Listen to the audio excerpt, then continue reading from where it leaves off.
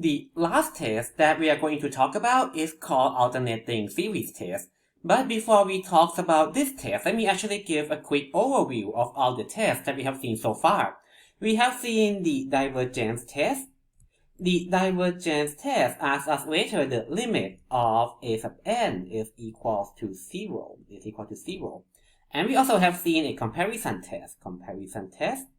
This asks us to come up with another series and compare that with the original series.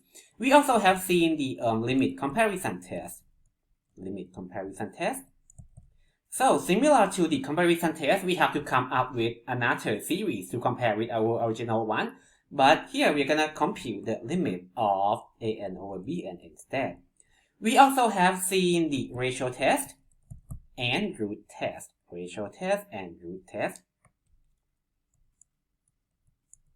For the ratio test, we're gonna compute the limit of the consecutive term an plus 1 over a sub n, and for the root test, we're gonna compute the limit of the nth root of a sub n.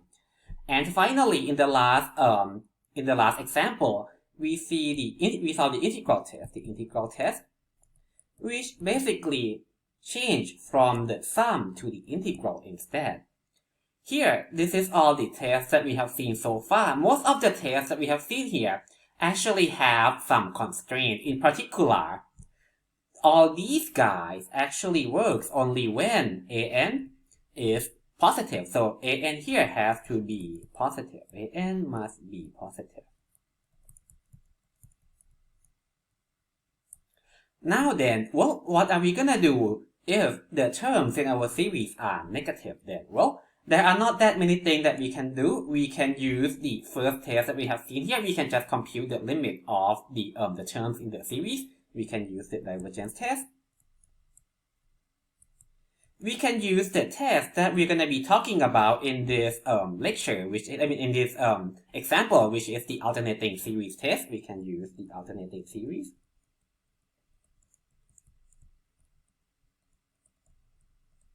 And there are also some techniques that we can use. We're going to talk about that in the next example. But for now, let me talk about this alternating series test. But first, let me talk about the alternating series. A series is alternating if the terms alternate between positive and negative. Usually, alternating series is going to have something that looks like something negative raised to n power, like this guy here, negative 1 to the n plus 1. Here we have negative 2 to the n. If we write out a few terms in this series, I'm gonna get, let me see, when n is equal to 1, I'm gonna get negative 1 squared over 1. So that's gonna be just 1 over 1. And then when n is equal to 2, I'm gonna have negative 1 to the 3 over 2. So it's going to be negative now. It's going to be negative 1 over 2 and then plus 1/3 minus 1/4 plus, let me see, 1/5 and so on. So let's see here. This series is alternating because the term changed between positive and negative alternatively. If we look at this guy, well, when n is equal to 0, I'm going to have negative 2 to the 0, which is 1. The next term is going to be just negative 2. And then plus 4 minus 8 plus 16 and so on. So these two guys here are alternating series. Now then, the alternating series test basically states that if I have a series which are alternating, then if these two conditions are met, so I'm gonna need these two conditions to be met for the test to work. If the absolute value of an is bigger than or equal to the absolute value of an plus 1 for all n, and the limit of the absolute value of an is equal to 0, then this series is going to converge. So let's see if I can use this test for these two guys. For the first one, let's see. I'd like to check if the absolute value of a sub n is going to be bigger than or equal to the absolute value of an plus 1. So let's plug it in and and find out. A sub n is going to be just negative 1 to the n plus 1 over n. So the nth term is just the thing that we see in the behind the summation notation here. Is this guy going to be bigger than an plus 1? So I replace n by n plus 1, so that my n plus 1 is going to be negative 1 over, negative 1 to the n plus 2 over n plus 1. Now then, the absolute value of this guy is going to be just 1 over n, and I'd like to decide if this guy is bigger than 1 over n plus 1.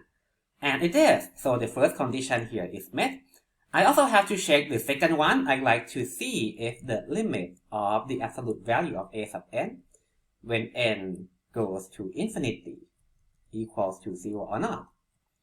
Now then, this guy is just going to be the limit of the absolute value of negative 1 to the n plus 1 over n. And this is going to be just the limit when n goes to infinity of, well, the absolute value of this thing is going to be just 1 over n.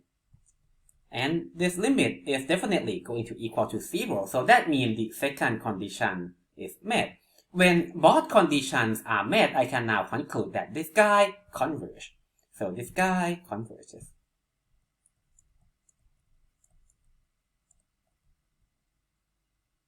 Okay, so let's look at the next one. For the next one, again, I like to check if these two conditions are met. So the first one, I like to see if a sub n is bigger than or equal to a sub n plus 1 in the absolute value. The absolute value of a sub n is going to be just the absolute value of negative 2 to the n. And for my right hand side, that's going to be negative 2 to the n plus 1. Now then, for the absolute value of the left hand side, I'm going to get 2 to the n. And for the right hand side, I'm going to get 2 to the n plus 1. And notice how, well, this condition is not met. 2 to the n plus 1 is going to be bigger than 2 to the n, so this is not true. Now then, when the conditions are not met, what does that mean? Well, the alternating series test works when these two conditions are met, and I can conclude that it converges. However, when one of the conditions are not met, then that means I can't really conclude anything. So, it's going to be inconclusive.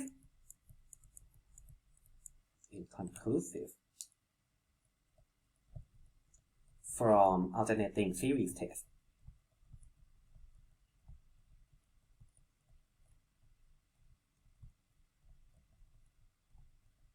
But as we have seen before, sometimes when we have a series, if one test doesn't work, maybe we can try another test. Well, let's see, this looks like negative 2 to the n, so maybe we can try the root test because we're going to take the nth root of the terms in the series. But it turns out, root test doesn't work either because for root test to work, I'm going to need all the terms to be positive. But here, some of my terms are going to be negative, so this thing doesn't work. But I can actually just go back and see this guy as just a geometric series. This series is basically just a geometric series with the ratio equal to negative 2.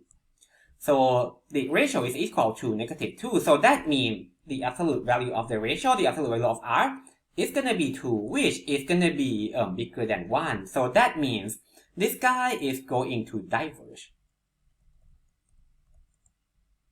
So once again, we have seen a series that I can't tell whether or not it converges or diverges using one of the tests, but I can kind of go back and see it as being a geometric series. And just like that, because the ratio is bigger than 1, means the absolute value of the ratio is bigger than 1, so I can conclude that it is going to diverge.